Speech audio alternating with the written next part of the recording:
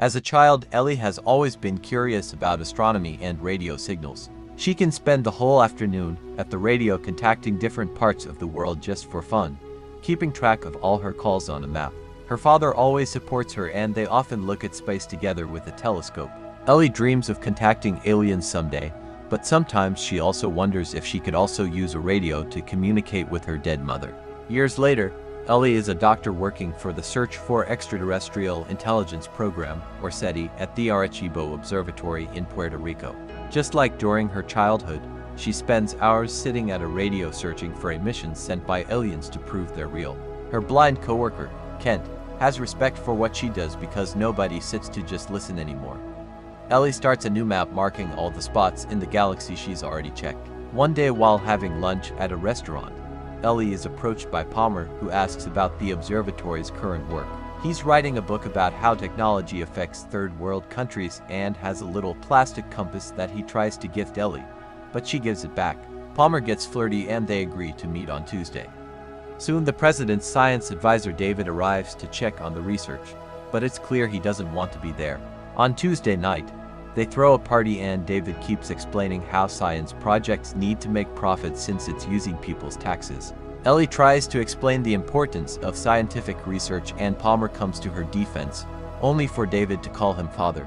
As Ellie's mood drops, she asks Palmer if he's a priest and he denies it, explaining he got a master in divinity and now he does secular humanitarian work with the support of third world churches. Ellie is skeptical, but she still leaves with him and they watch the stars for a while so she can share some of the things she knows. She also tells him the story of how her dad inspired him to become an astronomer. The duo shares a kiss and ends up spending the night together. After they're done, they have a philosophical talk about God and science. Palmer truly believes in God, but Ellie thinks there must be an explanation for everything. Then Palmer asks Ellie about her childhood, learning her mother died during childbirth and her father when she was 9. Ellie gets uncomfortable and announces she must go to work, but she tells Palmer to leave his phone number. On her way out, Ellie remembers the day her father died. That night, she heard a noise and went downstairs to discover the dad collapsed. She had to run back and get the medicine from the upstairs bathroom, but it was too late. Later during the funeral, a priest explained to her that it had been God's will, but Ellie disagreed. She thought she just should have kept medicine in the downstairs bathroom too. Afterward, she ignored the other people and rushed to her radio to see if she could contact her father. In the present, Ken informs Ellie that David has shut down their project. A furious Ellie rushes to yell at David, who believes she's wasting her time so he's saving her career. Then Ellie returns home and finds Palmer's number with a little compass. However, she calls Kent instead and announces she searched for investors so their group can continue their research in New Mexico. When she moves out, she leaves Palmer's number behind. 13 months later, after many failed meetings in other companies, Ellie arrives at Haddon Industries to make her case, but the board calls her ideas science fiction. Ellie snaps and rants, pointing out all science discoveries were science fiction at some point in history. At that moment, the board gets a call from CEO Haddon himself, who agrees to fund her research. 4 years later, Ellis is still in New Mexico working with massive satellite dishes. One afternoon, Kent comes with bad news, saying they're getting pressure from the scientific community to present results. Haddon is willing to fund the project for years, however the telescopes are government-owned and they want to lease them to more profitable people. It's been decided that the project will be shut down in 3 months. Ellie wants to fight, however Kent thinks it's time to admit defeat. In the meantime, Palmer has published his book and has become a spiritual counselor at the White House. He appears on TV and explains he isn't anti-technology, but he believes people have lost the way because they're obsessed with computers instead of finding meaning in life. Days pass and Ellie never stops listening. One evening, she's shocked to hear a pulsing noise. Getting very excited, she immediately calls her team to give them the coordinates while she rushes back to the observatory. The team gets excited and starts connecting as many machines as possible as they turn the satellites to get a better signal. They work together to do all the tracking and recording, happily confirming it comes from outer space. It appears to come from the star Vega, 26 light-years away. This means it's been traveling for over 20 years. Suddenly, the transmission stops and Ellie is about to lose hope, but luckily it soon restarts. Ellie realizes the pulses represent prime numbers, which means it's not random and someone specifically sent it. After the team argues on how to proceed, they agree to call everyone. The next morning, the area fills with reporters and national security advisors. The team explains other stations have confirmed their discovery, but National Security Council leader Kitts is still not happy that the team told the world instead of keeping the information classified. At least this time David defends her, explaining that without the help of other stations they would have lost the signal. With Kent's assistance, they discover a second signal coming with the first one and they connect it to ATV. The team starts messing around with the settings and finally manages to decode the signals into a video message. It's a recording of Hitler's opening speech at the Olympics. This is the first television transmission that went into space and the aliens have sent it back as a hello. The White House panics and the president makes an announcement of the alien contact while trying not to mention Hitler, assuring reporters that the message is benign. Ellie gets ready to talk in public. However, David is called as the leader of the investigation instead. Meanwhile, Kent continues to analyze the signal and realizes it has structure. They put together all the extra frames that don't belong to the Olympics video and discover it translates into massive amounts of data. Soon, Ellie makes a presentation about this data and David announces the government will take over the decryption, causing Ellie to protest because this has always been her private work. White House official Rachel allows Ellie to keep control of the investigation, but all progress must always be privately discussed with the government first before making any public announcements. Soon, media all over the world is talking about this discovery. Neo-Nazi protesters take over the streets while religious attendance is on the rise. Health organizations are also worried that mass self-deletion may become a big problem because some cults have already started to die. As everyone on TV starts arguing science versus religion, thousands of people camp outside the facility in New Mexico. Some are just praying, others are just watching, but many are also protesting. Ellie is shocked to see a shady organization is offering UFO abduction insurance. At least most people are having fun, but she worries about a religious fanatic named Joseph who keeps inspiring hate. 3 weeks after the discovery, Ellie goes home to find an email from an unknown sender. The text says, "Take me to your leader," and Ellie replies, "Who are you?" The answer quickly comes saying, "I've got a secret," and showing part of the alien message. As Ellie gets angry over a potential hacker, she gets a phone call and fax for a special appointment. Moments later, a helicopter drops Ellie at the airport and she enters a private plane to meet Haddon, the man who funded her research and sent those emails. He lives in that plane and considers Ellie one of his most valuable investments, which is why he researched her. Haddon plays a video that summarizes Ellie's life and achievements before revealing he used to be an engineer too, which is why he hates how the government and religion get in the way of science. Then Haddon announces he's deciphered the data and plays it on the screen, showing it must be arranged in 3 dimensions to understand. The next day, Ellie presents this discovery to the government, explaining the data contains blueprints for some kind of machine. Since they can't tell what the machine is for, an argument ensues to decide if building it or not, since it could be dangerous. The subject of God keeps coming up and Ellie is shocked to see Palmer arrive, saying they should find a middle point. The argument is interrupted by the arrival of the president, who hears everyone out. That night a party is thrown to celebrate this progress and many protesters gather outside, including Joseph. They ask scientists to get a real job instead of wasting tax dollars. Ellie meets with Palmer and they have another philosophical discussion. She explains she needs proof of things and Palmer asks her to prove she loved her father, which leaves her speechless. At that moment, they are interrupted by big news that leaked on TV.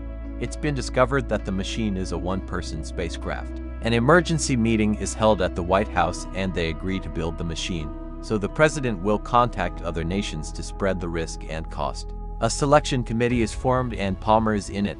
They'll interview a bunch of candidates to decide who gets to travel in the machine. To Ellie's shock, David resigns as science advisor so he can be a candidate too. Soon media starts discussing how much this whole project will cost the country and who is worth of making such a trip. There's a lot of controversy surrounding the 10 final candidates because 1/3 are American, and Japan doesn't volunteer anyone in exchange for a systems integration subcontract. Ellie appears on TV saying the traveler should understand the language of the message and that she doesn't think the aliens would send them something that doesn't work, so it shouldn't be dangerous. This doesn't stop the top astronaut on the list from withdrawing his candidacy when his scared children ask him to. Later, Ellie meets with Palmer and explains that due to time dilation, the person will only spend 4 years in the ship, but 50 years will have passed on Earth. She thinks the sacrifice is worth it if it means finding such important answers, and they end up kissing again. On the day of the candidate interviews, Ellie does incredibly well and the committee is ready to finish. However, Palmer cuts in to ask her about her atheism, which makes her look bad in front of everyone. In the end, David is the chosen one. In the evening, Palmer visits Ellie to explain he couldn't choose someone who thinks most of the world is delusional, so a crying Ellie gives him back the compass and kicks him out. The machine is built at the Kennedy Space Center in Cape Canaveral, and crowds begin gathering there too. Lots of testing is being done using a robot to detect any side effects for the passenger. On the day of the launch, Ellie attends the event and David tells her he wishes her idealism had been enough, but unfortunately, the world runs on a profit system. Then Ellie joins the team in the control room and watches in excitement how the spacecraft is activated. Its rings rotating around it as some sort of accelerator. While the final tests are run, Ellie looks at the monitor and notices Joseph pretending to be a worker near the ship. She immediately warns David and everyone runs to tackle Joseph down. But it's too late. He activates a bomb and a huge explosion brings down the tower. As the crowd panics and runs, the falling parts destroy the ship and kill a bunch of workers, including David.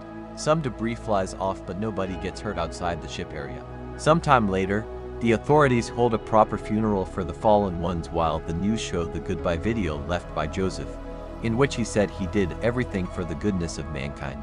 When Ellie returns home, she discovers some machines waiting for her in her room. She presses a key and a video call starts, revealing Haddon in the Mir space station. He's living there because he's dying of cancer and wants to have his last days in space. He zooms in on a camera in Hokkaido Island, surprising Ellie with a second ship built by Japan. The company that got the contract is a subsidiary of Haddon's and did all this in secret. Ellie immediately travels to Japan in Haddon's private plane and meets the team in a big ship. They teach her all she needs to know about the trip and share the safety precautions, including a container of poison. They've given this to astronauts for years in case they need to self-delete because they could get stuck floating in space after a ship failure. In the evening, Palmer visits Ellie and gives her the compass, confessing he actually didn't vote for her because he didn't want to lose her. Soon the media is announcing there's a second machine, but no reporters are allowed on the site. On launch day, Ellie gets nervous when she sees all the rings rotating, but she advances anyway. The technicians make all the connections to her suit and put a camera on her head so the whole trip gets recorded. Palmer uses his contacts to bring Kent in so he can give Ellie a good luck message before takeoff. The ship begins vibrating, which is normal, but Ellie also notices a strange light. She tries recording it for the team, but the footage is all static. She theorizes it must be some electromagnetic field and is shocked to see the ship becoming transparent. The countdown begins and the team is worried, especially when the ship starts glowing and all the numbers on the computers are off limits. They consider aborting the mission. However, Kent hears Ellie's voice through the static swearing she's good to go. The sea starts going crazy in the area and shakes the ship right before the spacecraft finally takes off. Ellie is amazed by the lights that surround her, which quickly turn into the most amazing and beautiful celestial views. This soon turns into a tunnel and Ellie theorizes it's a wormhole, describing the whole experience for the camera even though she can't communicate with ground control anymore. After crossing what appears to be residual radiation, the ship stops and Ellie sees Vega. Looking around reveals a weird contraption nearby, only for the ship to suddenly take off again. Now Ellie flies through a series of wormholes, which keeps having a strange effect on her face.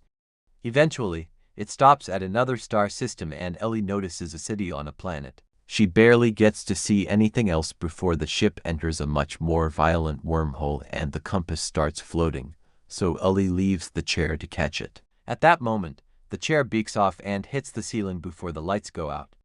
Ellie turns on her flashlight and discovers a celestial event she can't identify. She's incredibly moved by its beauty and says a poet should have been sent to describe it. Suddenly, she finds herself floating down and she appears on a beach. This place is also beautiful and looks like a drawing she made as a child. Hooking around causes her hands to meet resistance, meaning this shows some kind of energy or illusion. At that moment, A figure starts running toward her and Ellie is shocked to see her father, but as soon as she hugs him she realizes he isn't real. This is an alien, who explains he took this form to communicate with her more easily. He confirms there are many alien races out there, and that humans contacted the universe first with their radio transmissions. The travel system Ellie used wasn't built by his people, it was made by an unknown entity. The aliens watched humans and agreed they were worthy, so they sent them the blueprints as a first step for humanity to join the rest of the universe. After he says goodbye, Ellie watches a beautiful meteor shower appear in the sky. A light suddenly shines too brightly and Ellie finds herself back in the ship, which is landing back in the Japanese Sea. The team panics and contacts Ellie, saying there was a malfunction and the ship never left. After Ellie is rescued, she shares her whole experience, but the camera only recorded static. She swears it's all true, however, Kit shows her a recording of the ship falling in seconds. The next day, the president gives a speech saying this is only a misstep, but soon the other nations are getting into legal disputes. The media is full of criticism and conspiracy theories, especially when Kit steps down from his advisor position. Afterward, a congressional committee led by Kit interrogates Ellie, who points out a wormhole can explain what happened.